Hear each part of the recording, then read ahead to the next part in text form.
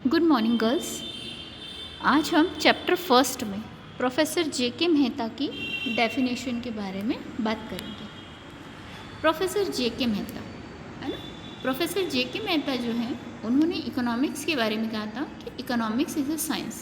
Economics एक ऐसा science है जिसकी हम स्टडी करते हैं, ठीक है, ह्यूमन बिहेवियर के लिए, मतलब उसमें मानवीय व्यवहारों का हम अध्ययन करते हैं। और साथ में उन्होंने कहा कि आवश्यकता विहीनता है ना, मतलब वांटलेसनेस जो है उसके बारे में और उसकी इच्छाओं के लोभ की दशा में पहुंचने के साधनों के रूप में करता है।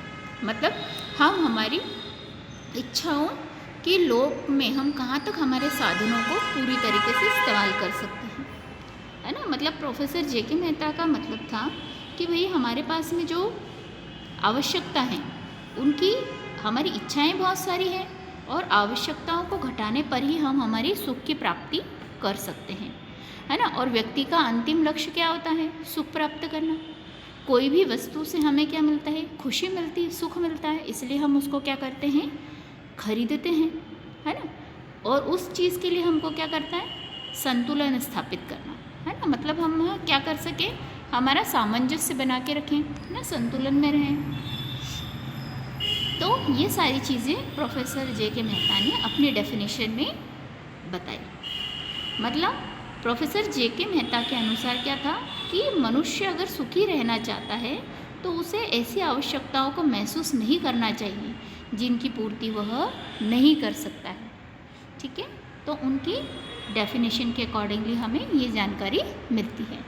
इसके बाद अब हम आगे बात करेंगे प्रोफेसर जे.के. मेहता की परिभाषा की विशेषताएं, मतलब characteristics of professor JK. Mehta's definition. इनके डेफिनेशन की सबसे पहले कैरेक्टरिस्टिक्स है satisfaction and wellness are different, है ना। अब सेटिस्फैक्शन यानी हमारी संतुष्टि और सुख में अंतर है। उन्होंने कहा कि भाई सेटिस्फैक्शन अलग चीज़ होती है और सुख प्राप्त करना अलग चीज़ होती है ना। उन्होंने दोनों चीज़ों में अंतर बताया। उन्होंने बताया कि सुख की प्राप्ति आपको आवश्यकता कम करके या आवश्यकता विहीनता की अवस्था में भी प्राप्त हो सकती है। जिसके पास, जैसे आप सपोज कीजिए किसी के पास पैसा बहुत सारा होता है ना, तो वो क्या कर सकता है? जिसके पास बहुत सारा पैसा होता है ना, तो उसको उस पैसे से सुख मिलता है। और किसी के पास कम होता है उसमें भी वो खुशी महसूस करता है, आनंद महसूस करता है। इसका मतलब क्या है? हमारी संतुष्टि जो है वो हमको आवश्यकता की कमी में भी महसूस हो सकती है और ज़्यादा में भी हो सकती है, कम में भी हो सकती है। पर प्रोफेसर मेहता ने सुख को अलग माना है। सुख अलग चीज़ होती है और संतुष्टि अलग होती है, क्योंकि हमको किसी वस्तु के मिलने पर जो संतुष्टि होती है वो संतुष्टि अलग है और सुख अलग होता है। फिर दूसरा उन्होंने बताया कि सफरिंग, सेटिस्फैक्शन एंड प्लेजर, है ना। अब इसमें क्या है? हमारा सफरिंग कर रहे हैं मतलब हम कुछ कष्ट, संतुष्टि और आनंद, ये तीनों उन्होंने लिया। तो प्रोफेसर मेहता ने क्या कहा कि किसी भी वस्तु की, किसी भी व्यक्ति की कोई इच्छा अथवा कोई भी जो आवश्यकता है ना, वो उसको पूरी नहीं कर पाएगा, है ना। सपोज़ कीजिए आज आपको कोई न्यू ड्रेस चाहिए, आपका बर्थडे है, पर आप किसी प्रॉब्लम की वजह से आपको मम्मी पापा वो ड्रेस नहीं दिला पा रहे हैं, तो आपको क्या होगा? कष्ट फील होगा, पेन होगा, दुख होगा, है ना। और जितनी अधिक तीव्र आवश्यकता आपकी अतृप्त रहेगी, मतलब पूर्ण नहीं होगी, उतना ही ज़्यादा आपको क्या होगी? तकलीफ होगी कि भाई आज तो मेरा बर्थडे है और देखिए आपने मुझे एक ड्रेस तक नहीं ला करके दिया, है ना। तो इस तरीके से क्या होता है कि जितनी आपकी आवश्यकता की इच्छा तेज़ होगी, मतलब आपकी फीलिंग्स ज़्यादा होगी उस चीज़ के लिए, उतनी ही ज़्यादा आपको क्या होगा? सफरिंग भी होगी। जितने ज़्यादा आपके डिज़ायर बहुत ज़्यादा स्ट्रॉन्ग होंगे उतनी ज़्यादा आपको क्या होगी? सफरिंग होगी और पेन होगा। जबकि अगर हम बात करें कि हमारी आवश्यकता की जो पूर्ति है ना, वो अगर हो जाती है, सपोज़ कीजिए आपको मम्मी ने ला दिया वो ड्रेस, तो आपको क्या होगी? संतुष्टि मिल जाएगी कि हाँ चलो हमको मिल ही गया आखिरकार, है ना, हमने रो गा के चिल्ला के मम्मी से हासिल कर ही लिया।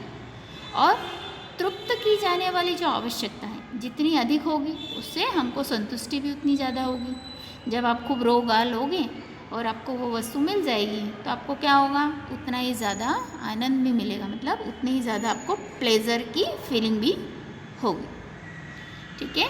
देन थर्ड पॉइंट है स्टेज ऑफ इक्विलिब्रियम और डिसइक्विलिब्रियम, है ना, मानसिक संतुलन या असंतुलन, है ना। अब हमारी मानसिक स्थिति जो है, हमारा मेंटल स्टेटस जो है हमारा, है ना, वो हमारी डिज़ायर या हमारी नीड के लिए हमारे माइंड में क्या करता है, सिचुएशन क्रिएट करता है डिसइक्विलिब्रियम, संतुलन की या असंतुलन की।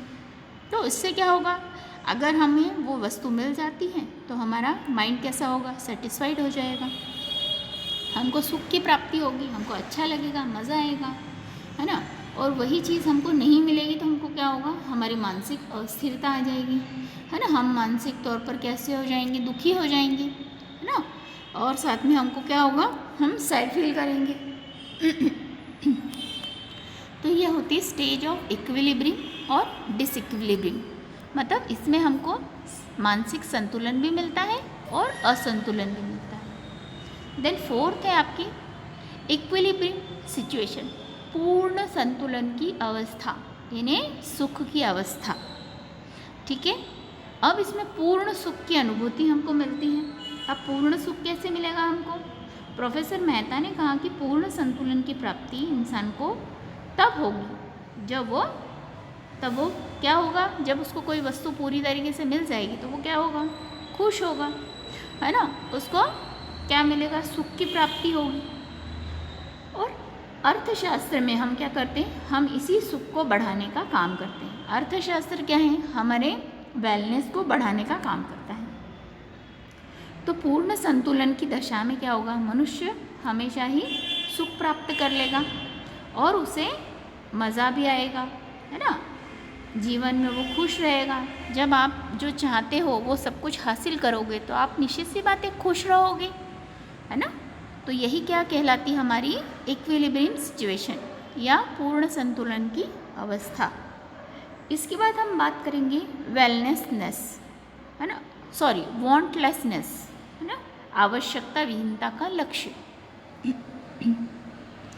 अब प्रोफेसर मेहता जो है उनके अकॉर्डिंगली क्या है, इकोनॉमिक्स जो है हेल्प करता है अचीविंग स्टेज ऑफ वांटलेसनेस, है ना। प्रोफेसर मेहता ने कहा कि भैया अर्थशास्त्र के अध्ययन से क्या है, आवश्यकता रहित अवस्था में हम प्राप्त करने में सहायता मिलती है, क्योंकि तभी हम पूर्ण मानसिक रूप से संतुलित होकर के क्या कर सकते हैं, सुख का अनुभव कर सकते हैं, है ना, सुखी हो सकते हैं हम। इसके लिए हमको क्या है, आवश्यकताओं को धीरे धीरे घटाने का प्रयास करना चाहिए, है ना। अगर हमें कोई चीज़ नहीं मिलती है तो उसके लिए परेशान नहीं होना चाहिए, है ना, और उसके लिए काम करते रहना चाहिए। The only leads to perfect equilibrium in the mind, और हमको इक्विलिब्रियम की पोजीशन को माइंड में क्या करना चाहिए, सेटअप करना चाहिए, जिससे क्या होगा, हमारी वॉन्ट्स जो हैं स्लोली क्या होंगी, डिक्रीज़ होंगी और हम पूरी तरीके से हैप्पी फील करेंगे। तो ये आवश्यकता विहीनता का लक्ष्य हुआ। अब इसके बाद हम आगे बात करेंगे क्रिटिसिज्म ऑफ प्रोफेसर मेहता's डेफिनेशन। सबसे पहला पॉइंट है lack of importance of economics. अब अर्थशास्त्र के महत्व में कमी। सबसे पहले अर्थशास्त्र के महत्व में कमी बताई उन्होंने। मतलब अर्थशास्त्र कैसा है, एक ऐसा शास्त्र है जिसमें हमने उसके महत्व को कम कर दिया है, उसमें बहुत सारी चीज़ें हमने इंक्लूड कर ली है ना। उन्होंने क्या कहा, इसमें रिलीजन शामिल कर दिया उन्होंने, ठीक है, फिर कल्चर है, मॉरलिटी है, ये सब कुछ उन्होंने शामिल कर दिया। तो उसकी वजह से क्या हुआ, इकोनॉमिक्स का इम्पोर्टेंस ही कम हो गया, ठीक है। फिर देन है आइडियल इज़ बेटर, है ना। उन्होंने जिनके जो क्रिटिसिस्टर्स थे, मतलब उनके विरोधी या उनके आलोचक, उन्होंने क्या कहा कि भाई साधारण मनुष्य जो होता है वो हमेशा क्या करता है, आदर्शों के चक्कर में नहीं पड़ता है ना। उसके लिए आदर्श इतने महत्वपूर्ण नहीं होते हैं। उसके लिए क्या होता है, सुख महत्वपूर्ण होता है, चाहे वो किसी भी चीज़ से मिले। और हमारा जो अभी मॉडर्न टाइम है वो कैसा है वो भौतिक युग है। यहाँ पे हम क्या करते हैं, भौतिक वस्तुओं से सुख की प्राप्ति ज़्यादा करते हैं। तो उन्होंने कहा कि भाई क्रिटिसिस्ट्स जो थे उन्होंने कहा कि नॉर्मल पीपल जो हैं वो हैप्पीनेस के लिए आइडियलिस्टिक अप्रोच को नहीं मानते हैं। उनके लिए क्या है, हैप्पीनेस बहुत ज़्यादा ज़रूरी है। तो उन्होंने कहा कि professor Mehta gave less importance, उन्होंने बहुत ही कम इम्पोर्टेंस दिया है पेशेंस एंड कंट्रोल को। ठीक है। एंड थर्ड है एग्जिस्टेंस ऑफ इकोनॉमिक्स, मतलब अर्थशास्त्र के अस्तित्व पर उन्होंने क्या कर दिया, प्रश्न चिन्ह कर दिया। क्योंकि उन्होंने इकोनॉमिक्स को क्या कहा, हेल्पफुल इन वांटलेसनेस की सिचुएशन में कहा है ना। तो इकोनॉमिक्स के लिए क्या है, ये एक प्रॉब्लम है। मतलब इससे क्या होगा, ये अर्थशास्त्र के अस्तित्व पर ही प्रश्न आ गया है। क्यों, क्योंकि अर्थशास्त्र में उन्होंने क्या कहा है, आवश्यकता रहित अवस्था में पहुंचाने में सहायता करता है। पर हमारे पास क्या होती है, आर्थिक समस्याएं बहुत सारी होती है ना। अब हमारे पास में पैसा इतना ज़्यादा नहीं होता है, आवश्यकता है हमारे पास कैसी रहती है, ज़्यादा होती है। तो क्या है, इसकी दृष्टि से हमको अर्थशास्त्रियों ने क्या कर दिया है कि अर्थशास्त्र के अस्तित्व पर ही प्रश्न खड़ा कर दिया उन्होंने। तो फिर है नेक्स्ट पॉइंट है आपका फोर्थ, इमेजिनेशन। उनका जो अर्थशास्त्र है वो इमेजिनेशन पर आधारित है, मतलब कल्पना पर आधारित है। प्रोफेसर मेहता ने एज्यूम क्या किया है कि इकोनॉमिक्स एक आइडियल साइंस है। अब आइडियल साइंस है but economics is a ideal as well as real science. मतलब प्रोफेसर मेहता ने सिर्फ आइडियल साइंस बताया, जबकि ऐसा नहीं है। आइडियल साइंस के साथ साथ ये क्या है, काल्पनिक के साथ साथ क्या है, आदर्श विज्ञान भी, वास्तविक विज्ञान भी है ना। तो ये इमेजिनेशन पर आधारित है। तो ये एक उनकी क्या हुई, क्रिटिसिज्म हुआ। फिर फिफ्थ पॉइंट है आपका आइडियल साइंस, केवल आदर्श विज्ञान माना उन्होंने। कि प्रोफेसर मेहता ने क्या एज्यूम किया कि इकोनॉमिक्स क्या है, सिर्फ आइडियल साइंस है, बट कि आइडियल साइंस के साथ साथ ये क्या है, हमारा रियल साइंस भी है। मतलब यह आदर्श विज्ञान के साथ साथ कैसा है, वास्तविक विज्ञान भी है। तो ये थी उनकी प्रोफेसर मेहता की क्रिटिसिज्म या आलोचनाएं। अब हम बात करेंगे अर्थशास्त्र की प्रकृति या उसके नेचर की। नेचर में हमारे पास में सबसे पहले मीनिंग ऑफ साइंस, इसमें कुछ पॉइंट्स दे रखे हैं, उसके आधार पर हमने इसको डिस्क्राइब किया। पहला पॉइंट है मीनिंग ऑफ साइंस। अब विज्ञान से आशय, अब आपको सभी को पता है विज्ञान से क्या आशय है। विज्ञान से आशय क्या होता है कि साइंस जो है, साइंस में हमारे पास में क्या होते हैं, हर चीज़ के एक लॉ होते हैं और कॉजेस यानी उनके कारणों के कारण ही उनके लॉ बनते हैं, है ना। और लॉ से ही हमारे पास में क्या आते हैं, उसके इफ़ेक्ट देखने को हमको मिलते हैं। मतलब इकोनॉमिक्स क्या है, एक साइंस है ना, जिसमें हमको क्या मिलेंगे, कॉजेस एंड देन कॉजेस के लॉ एंड देन इफ़ेक्ट, है ना। जैसे आपको सभी को पता है, आप लोगों ने अभी तक साइंस पढ़ा है ना।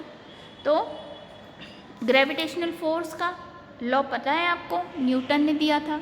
न्यूटन ने कहा था कि आप जितनी भी ऊंचाई पर किसी वस्तु को फेंकेंगे वो उतनी ही तेज़ी से धरती की तरफ फिर से आएगी। ऐसा क्यों होता है, बिकॉज ऑफ ग्रेविटेशनल फोर्स। इसका मतलब क्या हुआ कि साइंस के पास क्या होता है, कॉजेस है, कॉजेस के रीज़न है और रीजन्स के अकॉर्डिंग लॉ है। तो हमारे इकोनॉमिक्स में भी अर्थशास्त्र की प्रकृति भी ऐसी है। अर्थशास्त्र में भी कुछ कारण हैं, कॉजेस हैं, उनके लॉ हैं और उनके इफेक्ट आपको देखने को मिलेंगे। अब सेकंड पॉइंट है, इस इकोनॉमिक्स और साइंस, क्या अर्थशास्त्र विज्ञान है? Yes, economics is a science because of हम इसमें मनुष्य के धन के उपभोग, है ना, उसका कंजम्पशन, उसका प्रोडक्शन, उसका डिस्ट्रीब्यूशन, ठीक है, उसका एक्सचेंज और रेवेन्यू की बात करते हैं। इसीलिए ये कैसा है, इकोनॉमिक्स क्या है, एक साइंस भी है ना, और इसके हमको अल्टरनेटिव यूजेस भी देखने को मिलते हैं, है ना, कि अगर हमारे पास एक वस्तु नहीं होती है तो हम उसका अल्टरनेटिव भी ढूंढ लेते हैं, है ना। सपोज़ कीजिए मार्केट में कुछ चीज़ों की रेट्स बढ़ गए हैं, है ना। अगर रेट बढ़ जाते हैं तो आप क्या करोगे, उसके सब्स्टिट्यूट कुछ ना कुछ ढूंढोगे।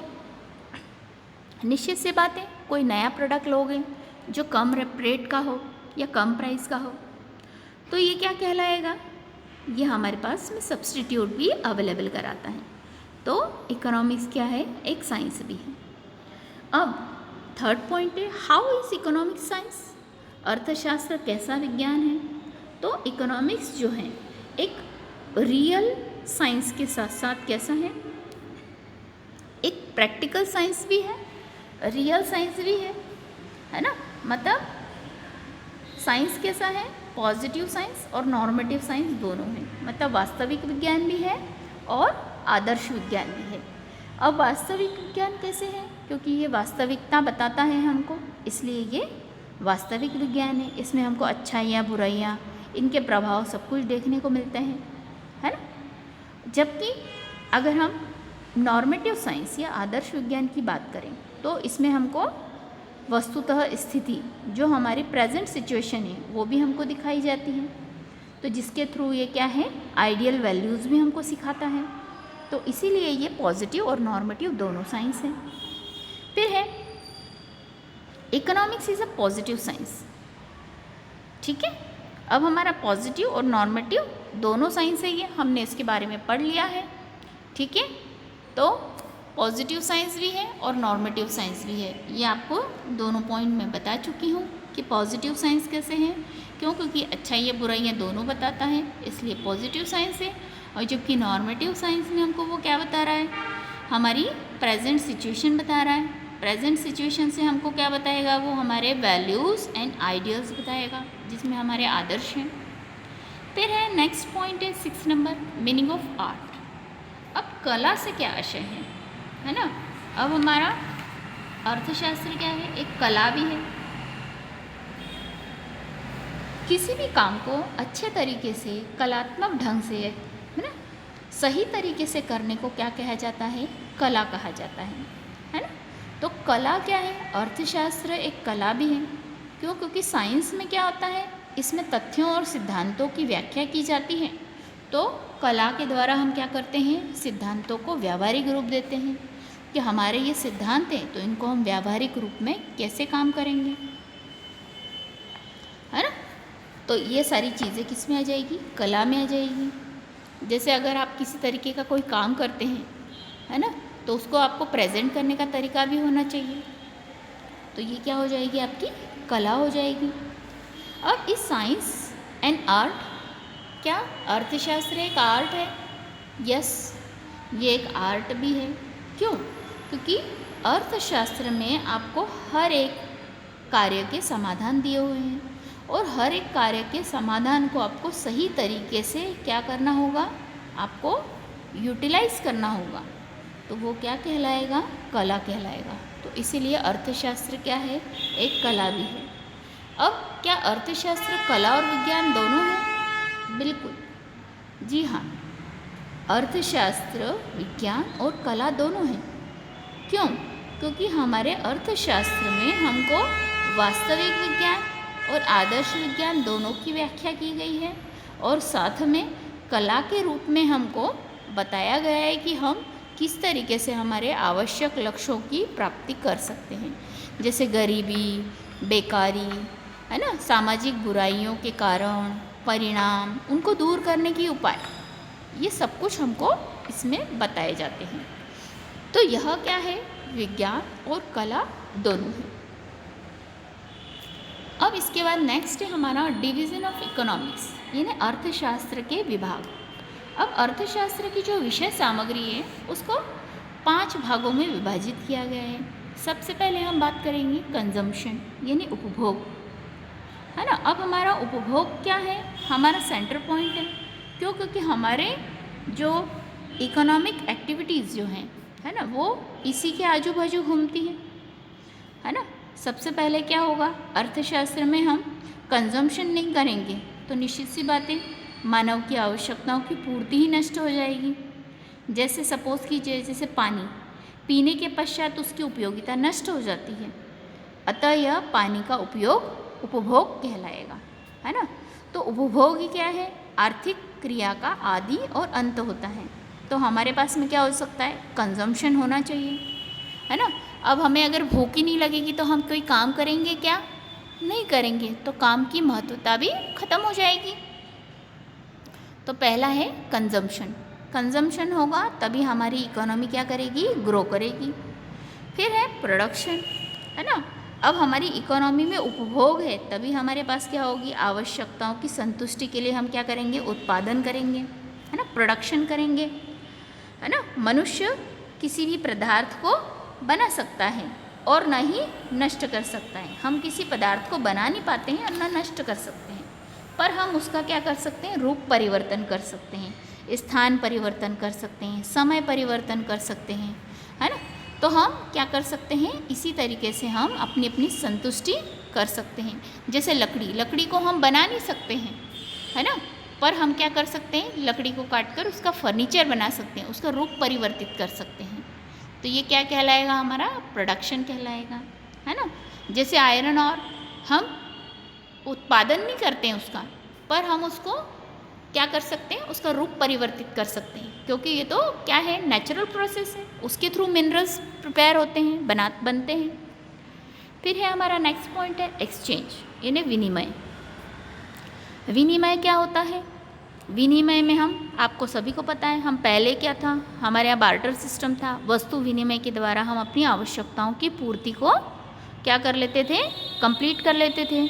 पर जैसे जैसे हमारी इकोनॉमी में डेवलपमेंट हुआ, हमको क्या हुआ, हमको मनी की क्या हुई, रिक्वायरमेंट फील हुई कि भाई हमें मनी की आवश्यकता है, और आवश्यकता ही क्या होती है, आविष्कार की जननी होती है, आपको सभी को पता है।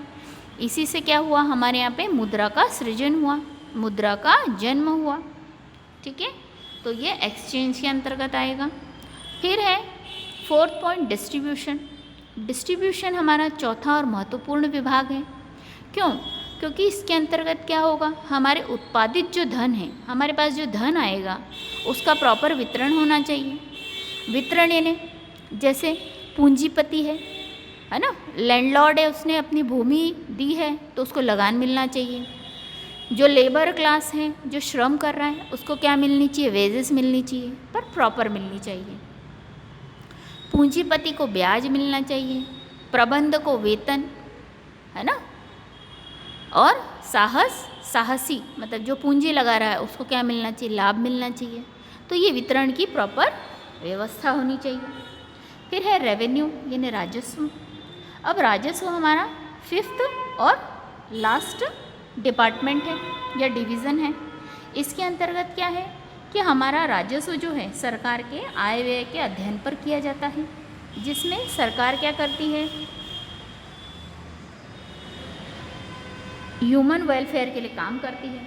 क्योंकि ये रेवेन्यू जब हम देंगे तभी क्या होगा, टैक्सेशन के थ्रू, है ना, गवर्नमेंट टैक्सेस हैं, ये सारे हम जब पे करेंगे तभी क्या करेगी गवर्नमेंट, हमको लोन प्रोवाइड करेगी, बजट बनेगा, है ना, फाइनेंशियल एडमिनिस्ट्रेशन हमारा प्रॉपर होगा।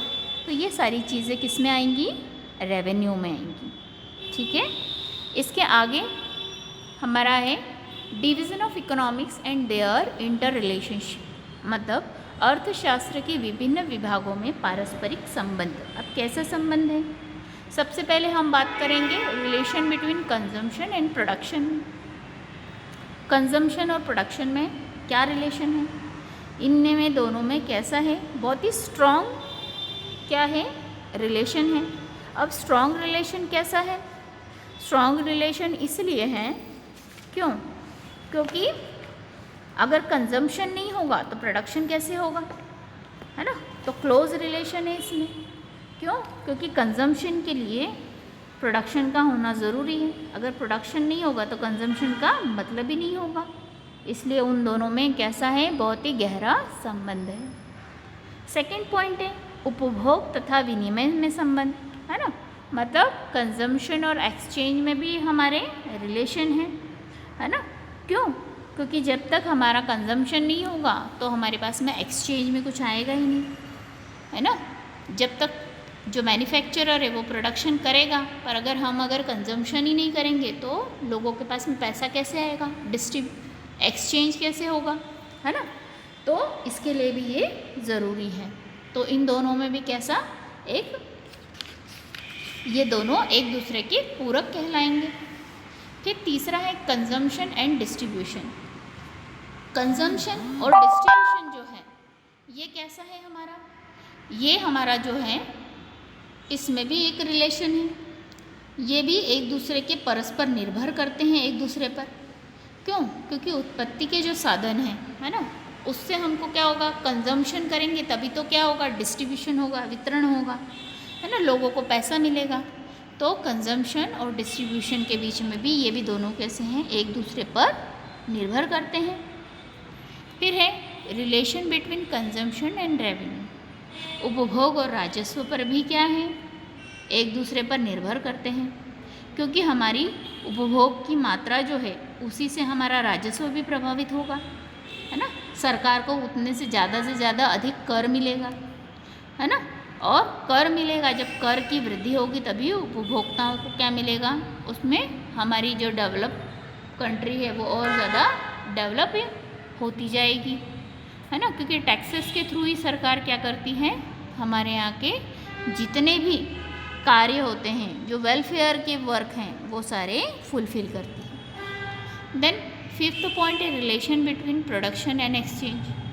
अब प्रोडक्शन और एक्सचेंज में भी हमारा क्या है, रिलेशन है, क्योंकि प्रोडक्शन नहीं होगा तो निश्चित सी बात है हमारा डिस्ट्रीब्यूशन भी नहीं होगा।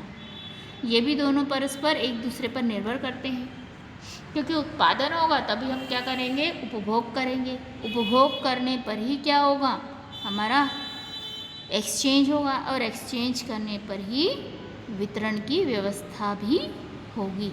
तो ये भी एक दूसरे पर पूरी तरीके से निर्भर करते हैं। तो आज के लिए हमारा ये टॉपिक हम यहीं क्लोज करते हैं। नेक्स्ट टॉपिक में हम आगे के चैप्टर को डिस्क्राइब करेंगे। Thank you girls.